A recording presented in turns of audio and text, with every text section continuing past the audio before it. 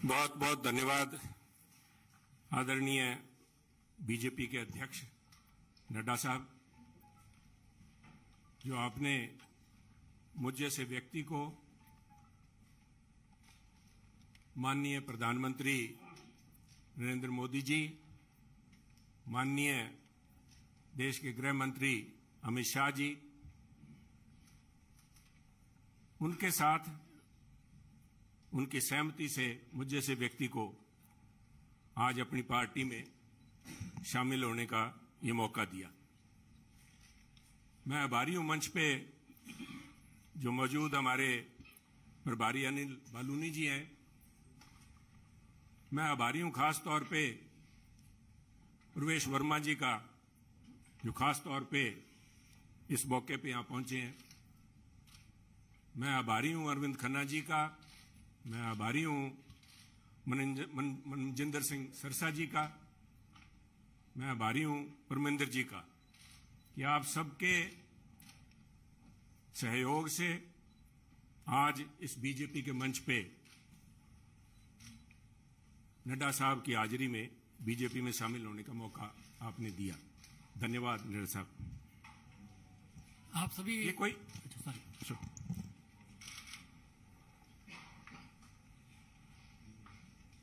आसान काम नहीं होता। 50 साल का संबंध मेरा कांग्रेस से है।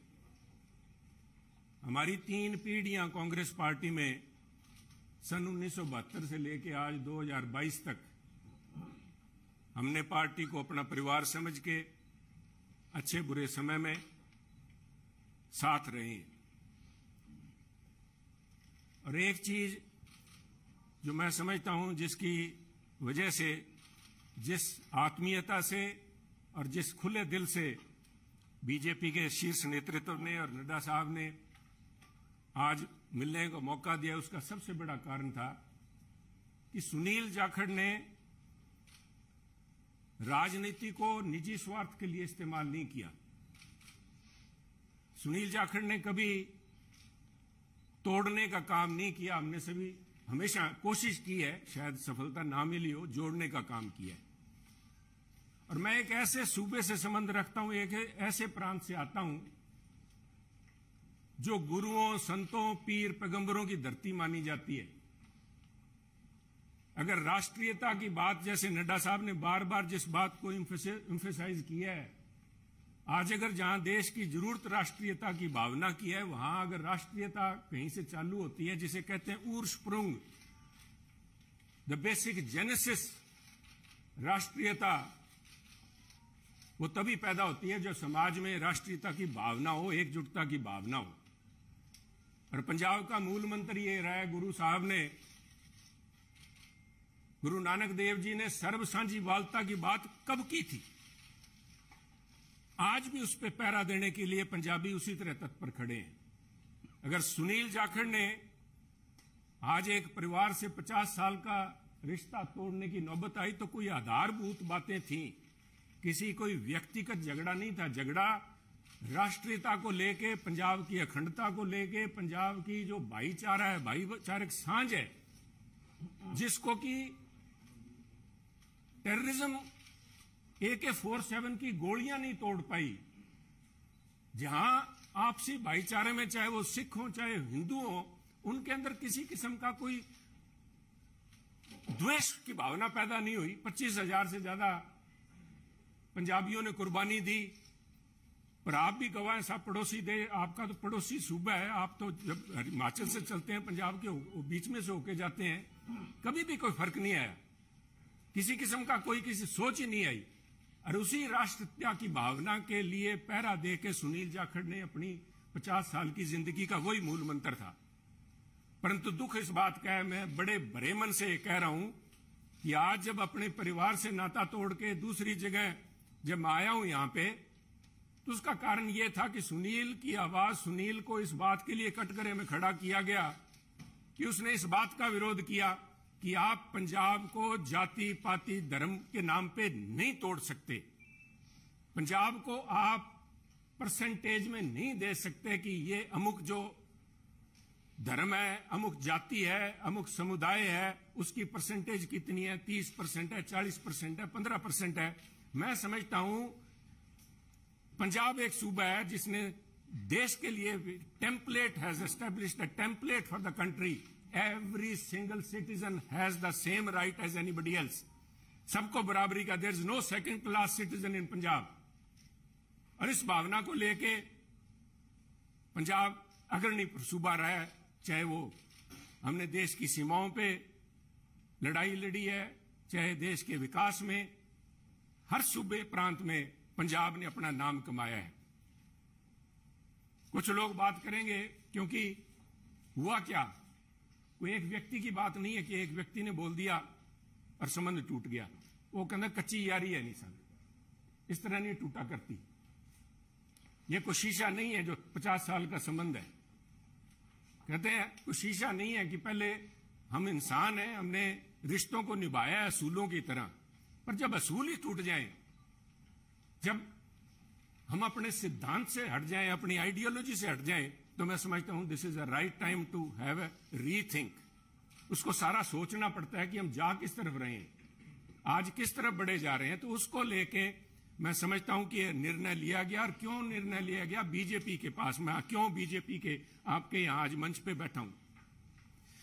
सब तरह तरह की अटकलें लगाई जा रही थी सुनील को लेके, कयास लगाए जा रहे थे, क्यों बड़ा स्वाभाविक था। जिस दिन से नड्डा साहब आपने देखा कि मैंने गुड बाय बोला, मेरी तरफ से तो गुड बाय 11 तारीख को, जिस दिन मैंने देख लिया कि आवाज के ऊपर पाबंदी लगाने के लिए नोटिस जारी किए जा रहे हैं, तो आवाज नहीं रोकी जा सकती। सुनील को आप पद से हटा सकते हो, किसी से दूर कर सकते हो, सुनील की आवाज गिरवी नहीं रखी जा सकती। आवाज राष्ट्रीयता के लिए उठेगी।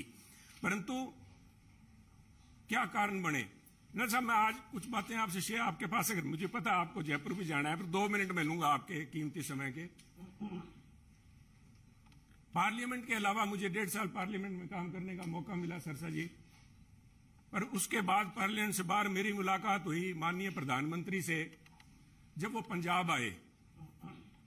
करतारपुर कॉरिडोर एक बहुत लंबे समय की मांग, बलूनी जी, जो सारे सिख समुदाय की नहीं, पूरे पंजाबियों की, जो भी व्यक्ति पंजाब से प्रवेश जी जुड़ा हुआ सबका था कि हमें करतारपुर साहब जाके हमें अपनी बात श्रद्धा नमन करने का, उसकी संभाल का, उस हमारे गुरु घर का हमें को मौका मिले।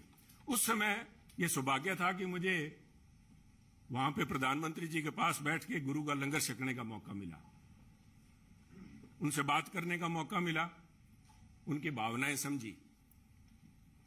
वो तो एक मुलाकात थी, एक मुलाकात से 50 साल के संबंध नहीं टूटते। परंतु मेरा हमेशा ये भावना रही है कि पंजाब कुर्बानियां बहुत दी हैं, टेररिज्म के अंदर कुर्बानियां दी है, देश की रक्षा के लिए जब भी मौका पड़ा है, चाहे जब से धाड़वी पंजाब आने लगे हैं, चाहे उसके बाद पाकिस्तान हो, चाहे चाइना हो, हर पंजाबियों ने कुर्बानियां दी हैं। और उस कुर्बानियों को चलते मेरा एक मानना था हमेशा ही कि भी मौका लगा तो प्रयास करेंगे कि पंजाब को एक स्पेशल स्टेट का स्टेटस दिया जाए। नड्डा साहब, कागजों में तो अभी फॉर्मली नहीं दिया गया, कॉन्स्टिट्यूशनली तो नहीं दिया गया, बहुत सी मजबूरियां, सरकारों की वक्त की मजबूरियां होती हैं। परंतु मेरा मानना है कि व्यवहारिक तौर पे माननीय प्रधानमंत्री ने पंजाब को स्पेशल स्टेटस दे दिया। और उसका जीता जागता सबूत है जब माननीय प्रधानमंत्री ने लाल किले पे हिंद की चादर गुरु तेग बहादुर जी का 400वां प्रकाश दिवस मनाया, तो मैं समझता हूं कि उनके जो सबसे ज्यादा कट्टर विरोधी थे, उन्होंने भी अपने दिल में स्वीकार किया कि वो पंजाब की नब्ज समझ गए। पंजाब की जो भावना है कि पंजाबी मिलजुल के मानस की जात सब एक को पहचान बे, कहां कश्मीर के पंडितों को लेके चाहे आज तक संघर्ष चल रहा है, कब गुरु साहब ने यहां पे इन मुगलों के पास आके अपनी कुर्बानी दी थी।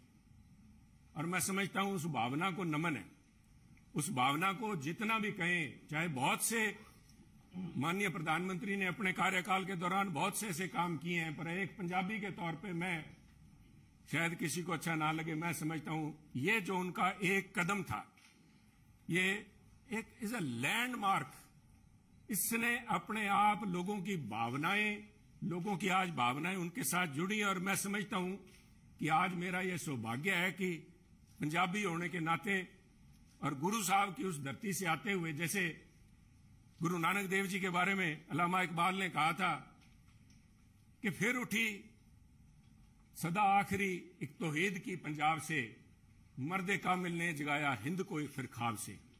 आज मैं समझता हूं फिर वही भावना पंजाब से लेके यहां पे उस भावना, उस अलग की, उस ज्योति की एक उसको लेके मैं आज बीजेपी में आया हूं।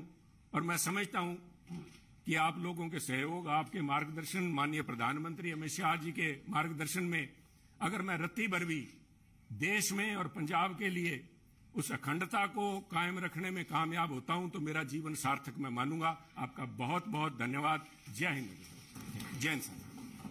इस कार्यक्रम में शामिल होने के लिए आदरणीय राष्ट्राध्यक्ष जी का बहुत बहुत धन्यवाद।